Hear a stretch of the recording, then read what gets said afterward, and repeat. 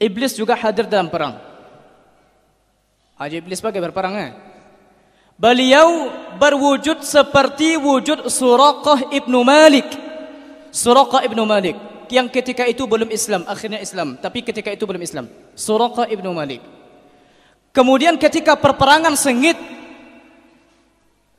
Rasulullah meminta kepada Allah Ta'ala untuk dikirimkan bantuan. Allah menurunkan pertama 1000 malaikat. Baru saja nampak malaikat, iblis lari pantang-pantiang. Kamanya lari, painya ke laut, kemudian menerjunkan diri di laut. Sehingga ada ulama yang mengatakan kalau iblis sekarang sudah mati, karena dia sudah menceburkan diri ke laut dan tabandam. Mungkin tak pandai renang, tak tahu. Tapi katanya iblis sudah mati karena sudah menceburkan diri ke laut. Ini juga bukti kalau iblis atau jin melihat malaikat. Ini juga bukti. Kemudian sidang jamaah rahimakumullah, setelah ada 70 orang kafir yang ditawan, akhirnya Rasulullah meminta musyawarah kepada Abu Bakar. Wahai Abu Bakar, bana rancak nantawan dan koba, kadi minta tebusannya atau kadi penggal saja. Banyak Abu Bakar, aminta salah tebusan Nabi. Ini jawaban Abu Bakar. Batanya ke Umar, wahai Umar, kadi penggal atau kadi penggal kejadian. Akhirnya Rasulullah memilih pendapat Abu Bakar, hendak dipenggal. Kemudian dikritik oleh Allah Subhanahu wa taala. Ini ayatnya, ayat ke-67. Maka li nabiyyin ay yakuna lahu asra hatta yuskhina fil ard. Tidak pantas bagi seorang nabi untuk menawan atau menembus tawanan sampai nabi mempunyai kekuatan. Ketika itu alunai. Nabi mempunyai kekuatan ketika perang kita Fathu Makkah, itu ialah nampak anak. Ini diantara hal-hal yang Umar radhiyallahu anhu sama keinginannya dengan wahyu Allah Subhanahu wa taala, dan masih ada yang lain kira-kira 4. Sidang jamaah rahimakumullah, kita lanjutkan dengan Dorpres lah cik lu lah, nampak lah banyak nama aku nampak. Sidang jamaah rahimakumullah, ada tadi ayat yang kita baca yang ini menjadi dalil kalau siapa cepat dia dapat. Kalau malaikat maut itu jumlahnya tidak 1, coba tunjukkan ayatnya. Nomor berapa? Cepat. Aku hadiah. Jangan ke hadiah, maduk cari di sama cepat. Apa dalil kalau malaikat maut itu jumlahnya tidak 1? Tadi sudah kita jelaskan. Silakan. Anto dari man. Ayat berapa? Ayat ke-37 surat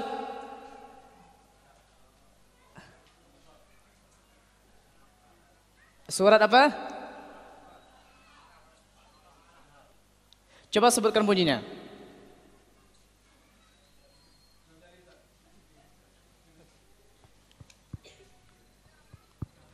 Bacakan saja yang menunjukkan kalau jumlahnya tidak 1, karena ayatnya panjang. Silakan.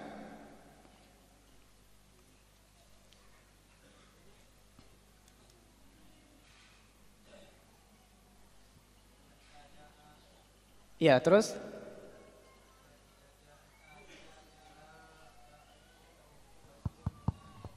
satu. Hatta idza ja'atuhum rusuluna yatawaffawnahum. Ya, inilah yang menjadi dalil. Salah satunya sebetulnya ada juga di surat Al-An'am.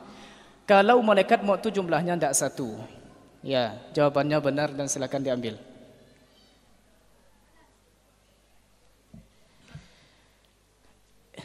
Yang kedua,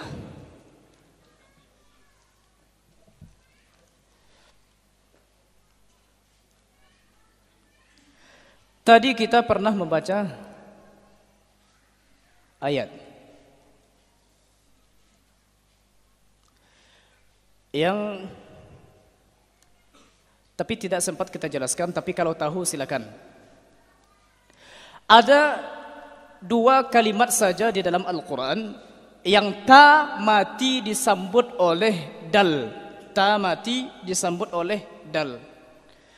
Kalau dal yang mati disambut oleh ta, ini berlampuh di Quran. Yang kita inginkan adalah ta mati disambut oleh dal. Silakan. Tadi ada 1 ayat kita baca.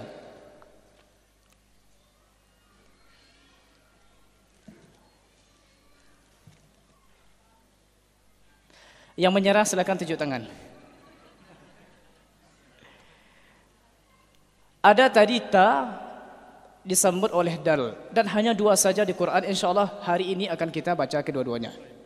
1 sudah dibaca. Silakan ibu yang di belakang. Ta disambut dengan dal. Ayatnya Surat Al-Anfal. Berarti ada yang baru ini berarti sebentar ya. Ayat ke-56. Coba kita lihat ada atau tidak. Allazina ahadta minhum. Ini dal mati disambut oleh ta. Pertanyaannya ta mati disambut oleh dal.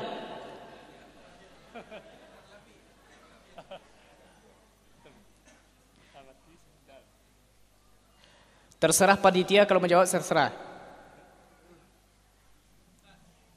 Silakan.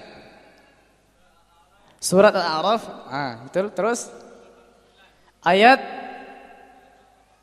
189. Silakan dibaca ayatnya.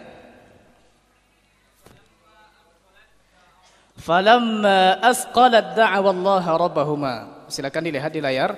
Falamma asqalat, ta mati disambut dengan dal. Inilah yang kita inginkan. Ini 1 dan nanti insyaallah di surat ada, insyaallah di surat Yunus ada 1 lagi. Falamma asqalat da'awa Allah rabbahuma.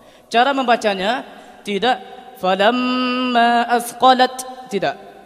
Tapi dimasukkan ke dal secara sempurna. Falamma asqalat da'awa Allah rabbahuma. Seakan-akan yang ada itu dal saja. Asqalat da'awa Allah rabbahuma. Silakan Ustaz. Jazakumullah khairan.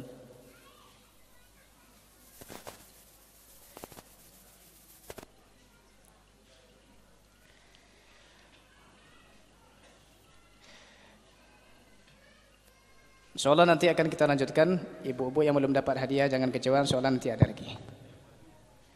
Bara'atum minallahi wa rasulihi. Kita lanjutkan surat Taubah. Bara'atum minallahi.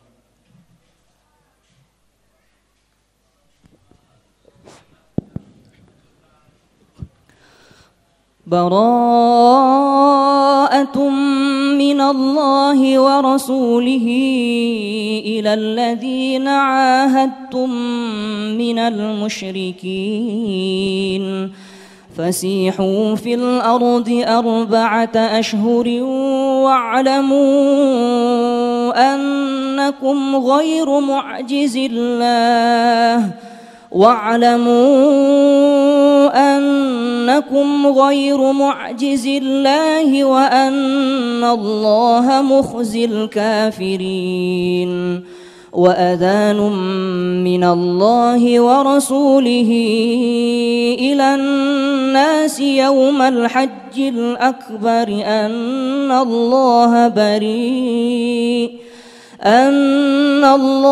بريء من المشركين ورسوله فإن تبتم فهو خير لكم وإن توليتم فاعلموا أنكم غير معجز الله وبشر الذين كفروا بعذاب أليم إلا الذين عاهدتم من المشركين ثم لم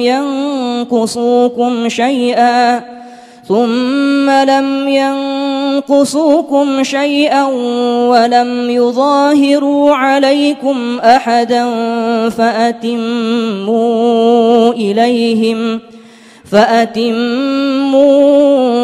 إليهم عهدهم إلى مدتهم إن الله يحب المتقين فإذا انسلخ الأشهر الحرم فاقتلوا المشركين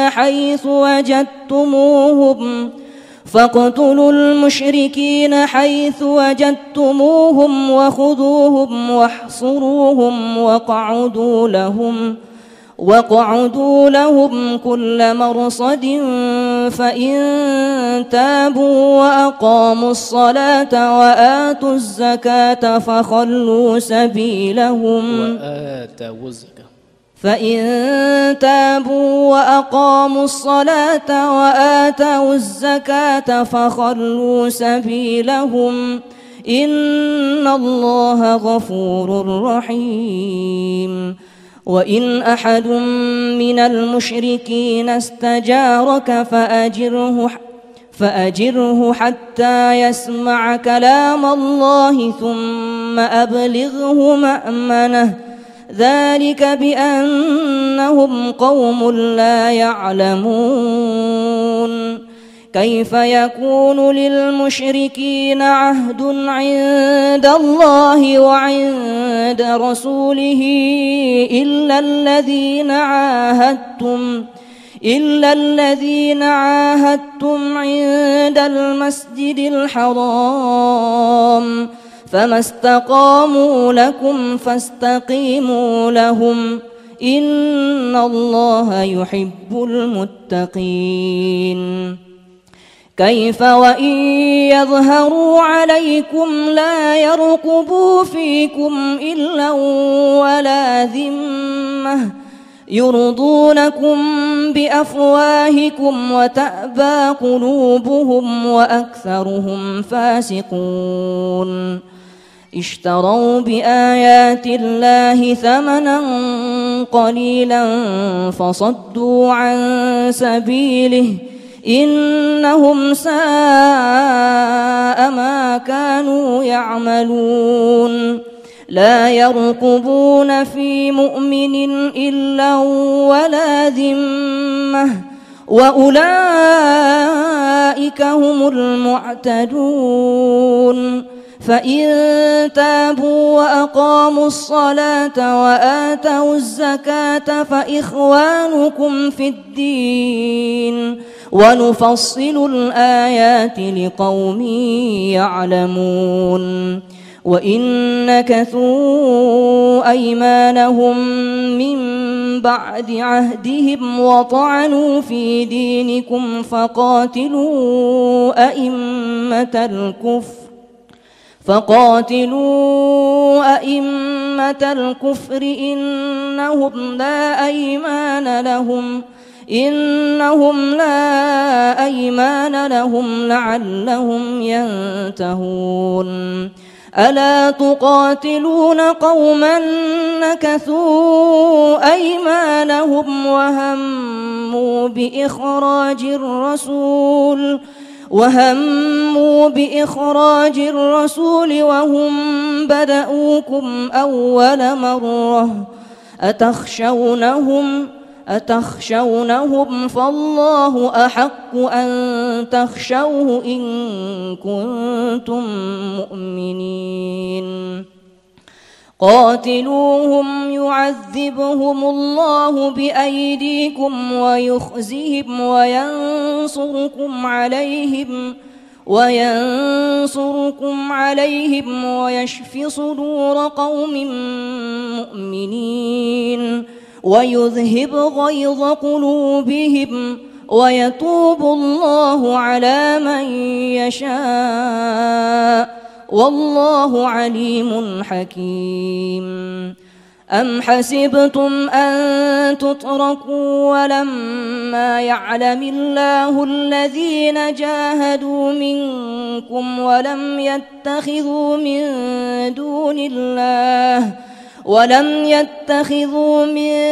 دون الله ولا رسوله ولا المؤمنين وليجة والله خبير بما تعملون ما كان للمشركين أن يعمروا مساجد الله شاهدين على أنفسهم بالكفر أولئك حبطت أعمالهم وفي النار هم خالدون إنما يعمر مساجد الله من آمن بالله واليوم الآخر وأقام الصلاة وآتى الزكاة ولم يخش إلا الله فعسى أولئك أن يكونوا من المهتدين. Sidang jamaah rahimakumullah, surat At-Taubah juga dinamakan dengan surat Bara'ah karena dimulai dengan kata Bara'ah. Juga dinamakan dengan surat Al-Fadhihah. Al-Fadhihah dari kata Fadhaha, artinya membongkar kedok orang munafik. Bara'atun artinya berlepas diri. Allah Ta'ala berlepas diri dari orang kafir. Allah Ta'ala berlepas diri dari orang musyrik. Allah Ta'ala berlepas diri dari orang kafir yang sudah melakukan perjanjian tapi melanggar janji tersebut. Ini boleh diperangi, bahkan harus. Ada yang berbunyi dalam ayat, famastaqamu lakum fastaqimu lahum. Ayat yang keempat, إلا الذين عاهدتم من المشركين ثم لم ينقصوكم شيئا ولم يظاهروا عليكم أحدا فأتموا إليهم عهدهم إلى مدتهم. Apa yang disebut dengan janji dalam ayat ini? Perjanjian dalam ayat ini apa maksudnya? Yang dimaksud dengan perjanjian di sini adalah Sulhul Hudaybiyah, perjanjian Hudaybiyah. Dan kita sudah sama tahu kalau perjanjian Hudaybiyah terjadi pada tahun ke berapa? Tahun ke-6 Hijriah. Apa sebab Sulhul Hudaybiyah ini terjadi? Rasulullah SAW bersama para sahabatnya dari Madinah ingin melaksanakan umrah. Jadi pergi ke Mekah untuk umrah, tidak untuk berperang. Dan tidak ada yang membawa senjata. Tidak ada yang membawa senjata. Tapi ketika akan masuk Masjidil Haram, mereka dilarang. Kata orang kafir Quraisy, tidak boleh kalian masuk Masjidil Haram tahun ini. Padahal sahabat sudah siap-siap. Padahal kambing sudah dibawa dari Madinah. Akini balik, kambing ku awak jadikan untuk nanti makan dan segala macam. Dan ku ada lodam ku banyak. Akini awak diusir setelah melakukan perjalanan jauh yang kira-kira jaraknya 500 sampai 600 km. Kalau kini ayolah murah, karena sudah ada sekarang kalau tidak salah kereta api. Kemudian kalaupun jatuh, jalan lurus saja, menembus bukit, padang pasir saja. Ini bisa ditempuh dalam waktu kira-kira 5 sampai 6 jam. Karena jalannya 2 jalur di arah ke Madinah. Sementara ketika zaman Nabi ini ditempuh dengan kuda, kemudian kuda harus diberi makan juga, unta harus diberi makan. Kira-kira baru sampai dalam 2 hari. 2 hari baru sampai, tiba di Makkah diusir oleh orang. Kira-kira perasaan. Kemudian Nabi kita Nabi Muhammad SAW diajak oleh orang kafir Quraisy untuk membuat perjanjian. Akhirnya Rasulullah setujui. Tapi Umar mangkanati. Umar radhiyallahu anhu. Isi perjanjian pertama, pada tahun niku tidak boleh kaum muslimin masuk ke dalam Masjidil Haram. Berarti tidak ada umrah dah. Tidak ada umrah dah. Kini Rasulullah bala cara mengecekkan kaum muslimin. Lah dikeceknya Nabi, awak kabalik ke Madinah. Tapi orang tidak didengar orang dah. Karena sudah semakin sedih dan suara ketika itulah bisiang. Akhirnya Maimunah radhiyallahu anha, dan beliau cerdas, utaknya banyak beliau. Maimunah atau apa istri Nabi, tak salah Maimunah atau Ummu Salamah. Seperti ini Rasulullah, ambil gunting dari engkau atau ambil alat untuk mencukur, pergilah ke depan mereka, kemudian cukur rambut engkau. Kemudian memang dilakukan oleh Nabi. Ketika itu dilakukan, baru paham sahabat kalau awak kini tidak akan masuk ke Masjidil Haram untuk umrah. Baru paham sahabat. Dilakukanlah perjanjian. Perjanjiannya berbunyi, pertama, tidak boleh bagi orang kaum muslimin masuk ke Masjidil Haram untuk umrah tahun itu. Tahun besok boleh. Yang kedua, tidak akan berperang kira-kira selama 10 tahun. Tidak boleh perang. Yang ketiga, kalau ada orang dari kafir Quraisy ingin untuk masuk ke Islam tanpa seizin keluarga di kafir Quraisy, maka balik. Tapi kalau ada orang muslim yang ingin bergabung dengan kafir Quraisy walaupun tanpa seizin dari ahlinya, itu tidak usah dikembalikan. Itu cadiannya mereka. Kemudian Rasulullah menyetujui isinya. Akhirnya Umar mendatangi Nabi, "Ya Rasulullah, alasta Rasulullah? Bukankah engkau Rasul dari Allah?" "Iya," Nabi. "Bala, inni Rasulullah." Kemudian, "Alasna 'alal haqqi wa hum 'alal batil?" Bukankah kita berada dalam kebenaran dan mereka berada dalam kebatilan? "Bala," Nabi. "Betul." Tu banyak Umar, "Wa 'ala ma nu'ti daniyata fi dinina?" Atau untuk karena menghina-hinakan diri di hadapan mereka.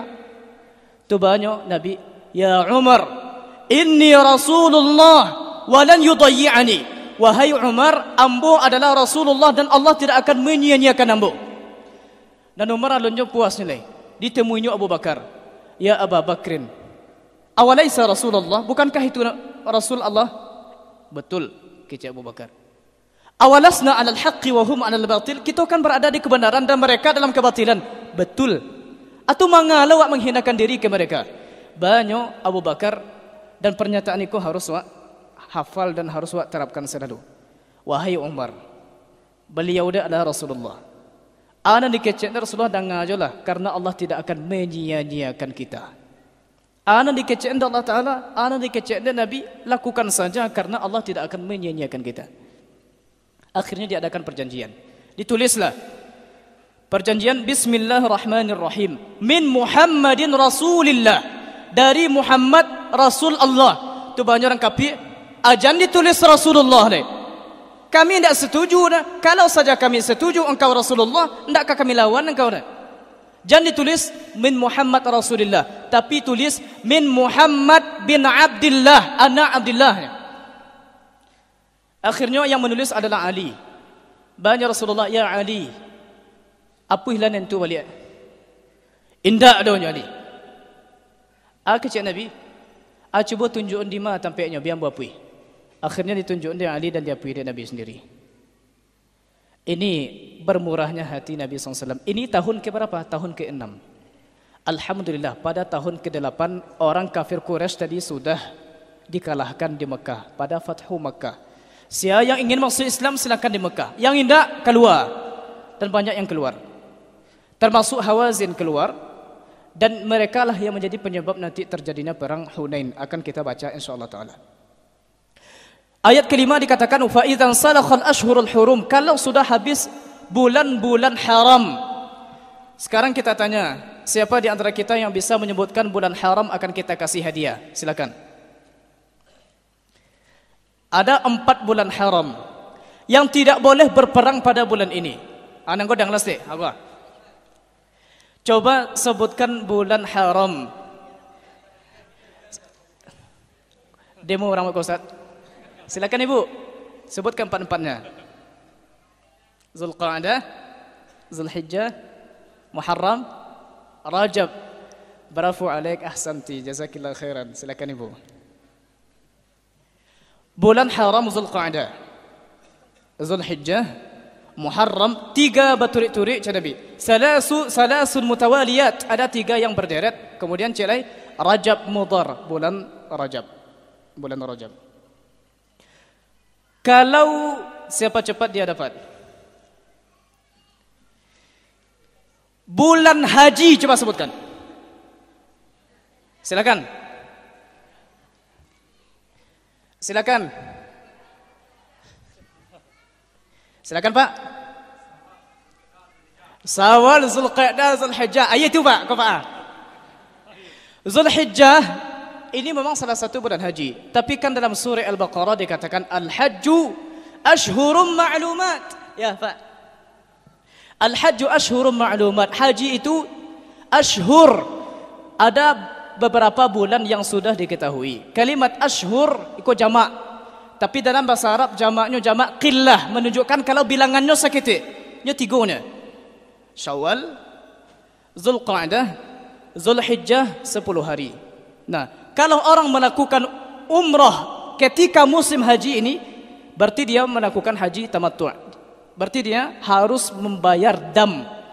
Faman tamatta'a bil umrati ila al-hajj famastaysara min al-hadi. Siapa saja melakukan umrah di bulan haji maka dia harus membayar dam. Damku membantai cie kambing atau boleh onta untuk 7 orang, boleh.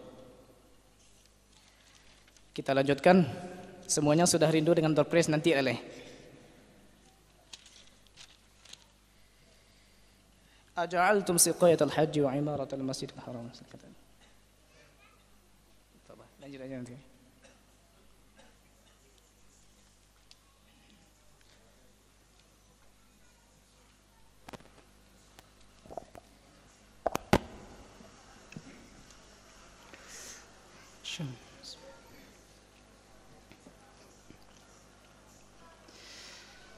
أجعلتم سقاية الحاج وعمارة المسجد الحرام كمن آمن بالله واليوم الآخر وجاهد في سبيل الله لا يستوون عند الله والله لا يهدي القوم الظالمين الذين آمنوا وهاجروا وجاهدوا في سبيل الله بأموالهم وأنفسهم أعظم درجة عند الله وأولئك هم الفائزون يبشرهم ربهم برحمة منه ورضوان وجنات لهم فيها نعيم مقيم خالدين فيها أبدا إن الله عنده أجر عظيم يا أيها الذين آمنوا لا تتخذوا آباءكم وإخوانكم أولياء إن استحبوا الكفر على الإيمان ومن يتولهم منكم فأولئك هم الظالمون قل إن كان آباؤكم وأبناؤكم وإخوانكم وأزواجكم وعشيرتكم وأموال اقترفتموها وتجارة تخشون كسادها ومساكن ترضونها أحب إليكم من الله ورسوله وجهاد في سبيله فتربصوا حتى يأتي الله بأمره والله لا يهدي القوم الفاسقين لقد نصركم الله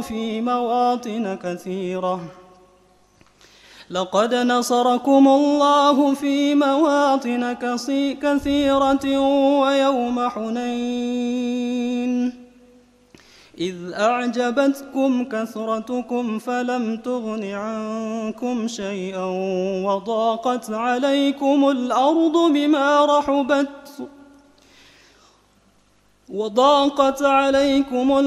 بما رحبت ثم وليتم مدبرين ثم أنزل الله سكينته على رسوله وعلى المؤمنين وأنزل جنودا